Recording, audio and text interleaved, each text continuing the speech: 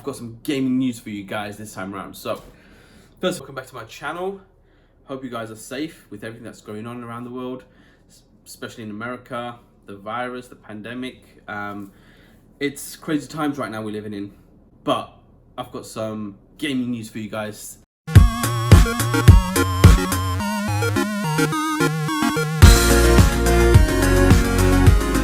Well, let's get into this quickly. Let's do a game check, and this week I've been playing quite a bit of, as you probably can see from there, Modern Warfare. Not bad, I've been playing it quite a bit. Season 4's just been announced, and it's got quite a lot of big changes, which I'm looking forward to. I'm liking the fact that they're changing things up every so often. The new Battle Pass has got new characters, new skins. You can get new sound on your car horn.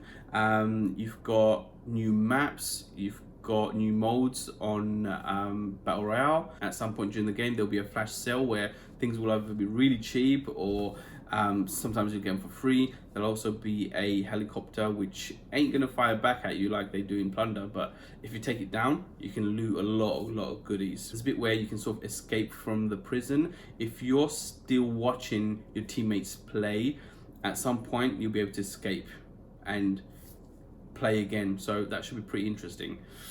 Anyways guys, main thing about today is the fact that the PS5 just got announced.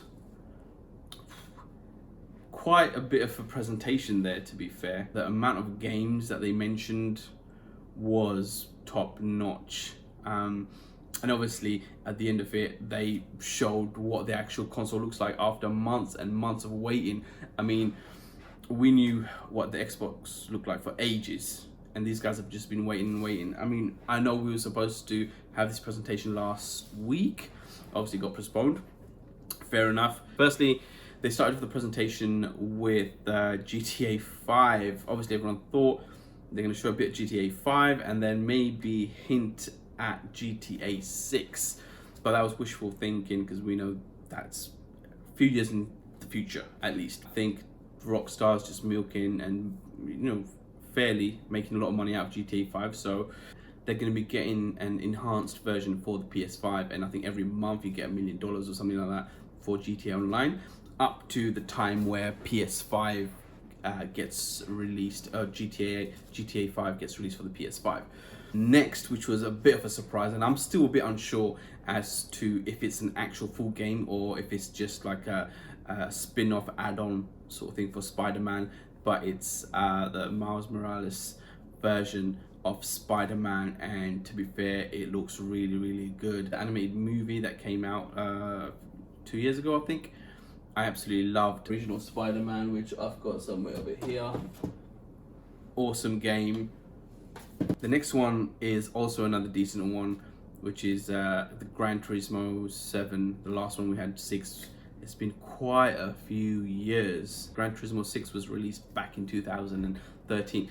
It's about time we had a Gran Turismo, and yes, it's a simulator, but there's a huge fan following. It was the leader in simulation racing games for a long time, so it'd be good to have these guys back, and there was actual gameplay footage. Next we had Ratchet and Clank. Obviously Ratchet and Clank on the PlayStation 4 was an awesome game.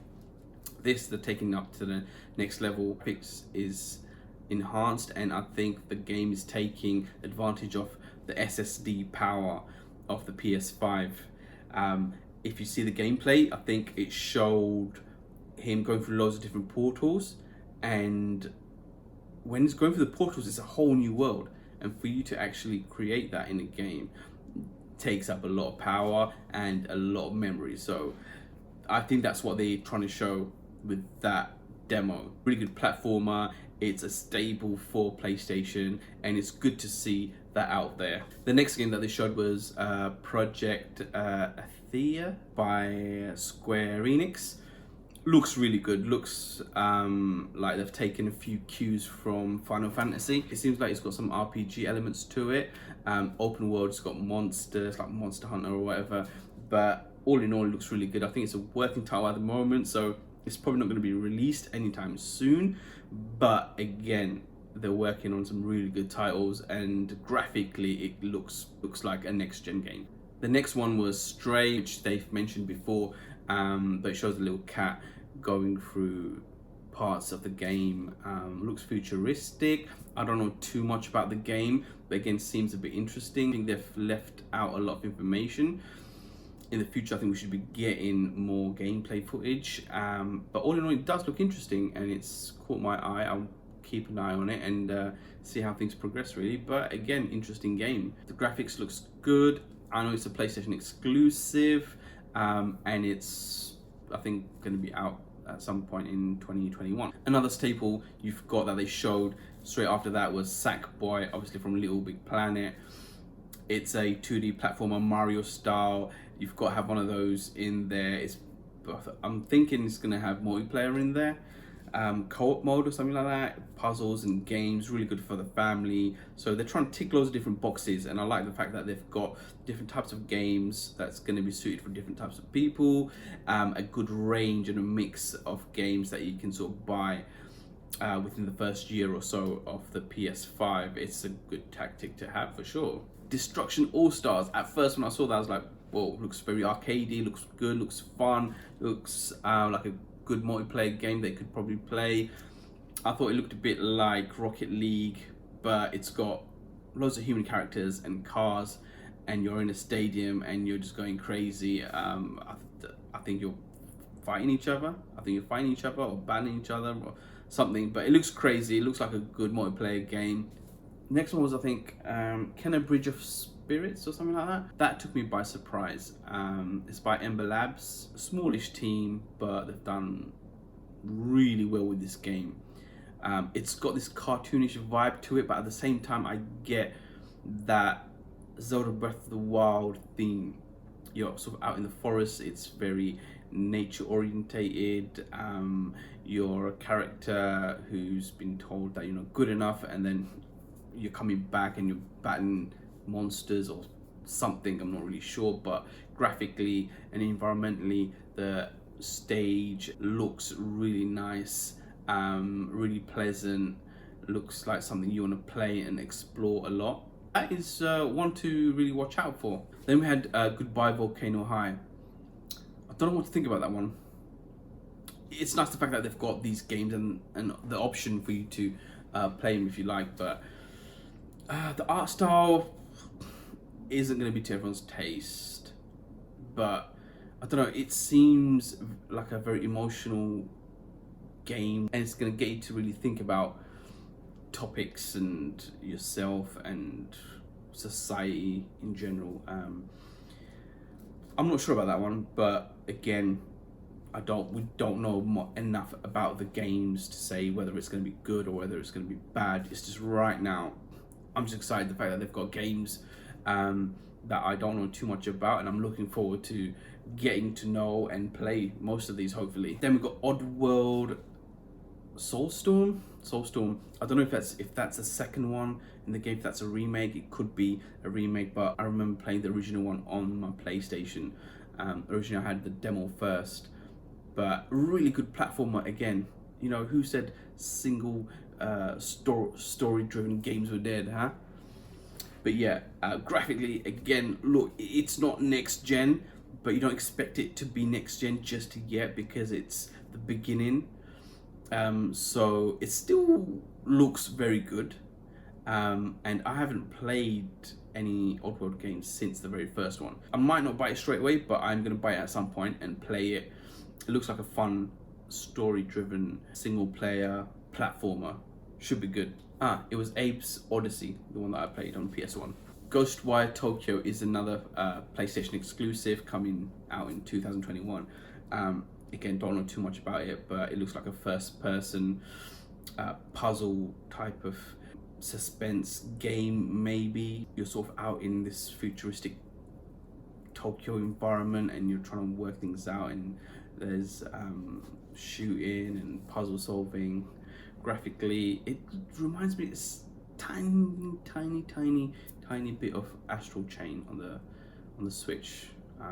You might not agree with me, but first impressions, that's what I got from it. I feel like It's got this Portal vibe to it as well.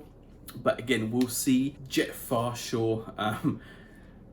Started off, I thought, what is going on here? You had this like sort of cartoony intro, and then you had the Earth and space.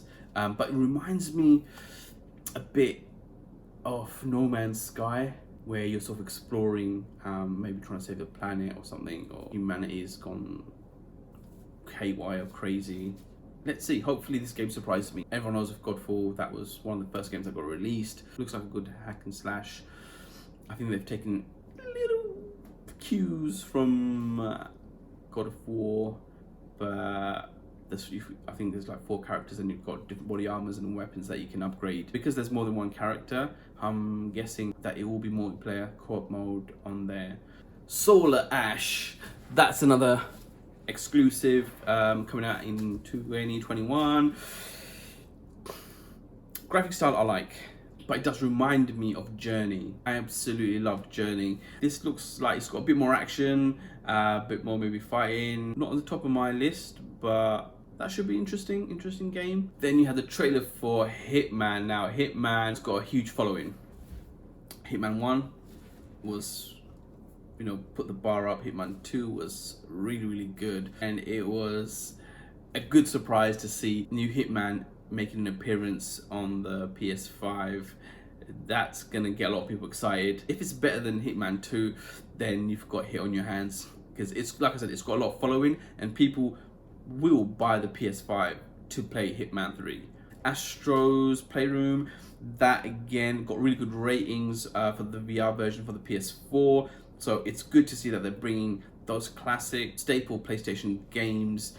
Again, it's just going to bring a few players back, especially on the VR. I'm hoping if they announce a PlayStation VR maybe a year later, that's going to be a hit. Then Little Devil Inside by Neostream, I think.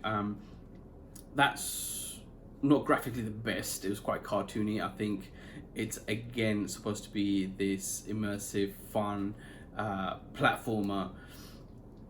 I'm not sure how I feel about that one yet, just because of the graphics style.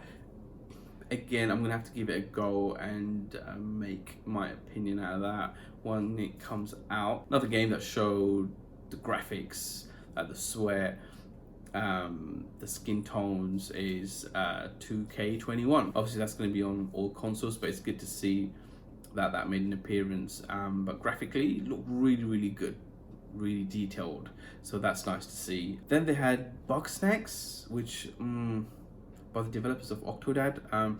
Octodad was a decent game, but Bugsnax, I don't know, it just didn't click with me. I wasn't feeling it as much. Man, so many games to go through. Then one game that I'm really looking forward to is Demon's Souls. It's a remake of the original game. It's what started off Dark Souls, that trilogy, Bloodborne. These guys just knock it out of the park. It's not to everyone's taste, but I find that once you start playing it, you get a bit addicted to it, because every time you die, yes, you die loads, but every time you die, you figure out ways of passing that stage or that boss or that enemy. There's always a way around, but it's quite addictive. But what a game, what a game. That graphically looks so good, really immersive. And obviously they're talking about the surround sound, the haptic feedback that they're investing in. That should be really good. Looking forward to that one. Deathloop, very Bethesda-like. It's very Fallout-ish.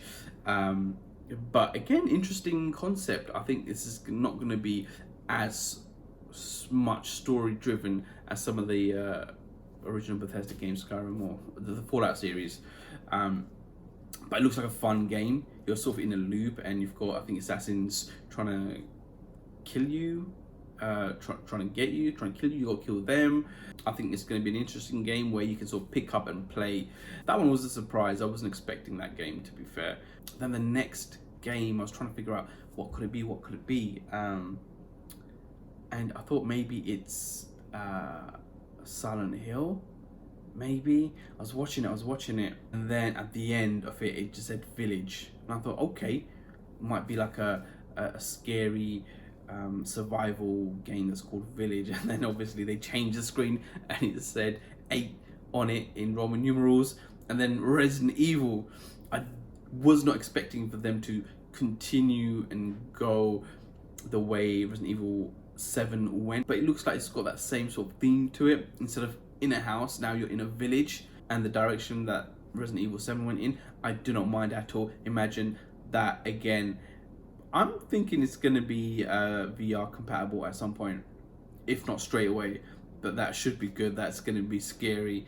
That's going to have good atmosphere, and when you've got your VR on, man, and get ready for some jumps and scares. But that was a shock, that was a surprise. The next game I do not even know much about. Pragmata, something like that. I don't know, man. It looked like, at first I thought, what is it, like Destiny? The character from Destiny when he had that, when it was got a mask on, but it's not.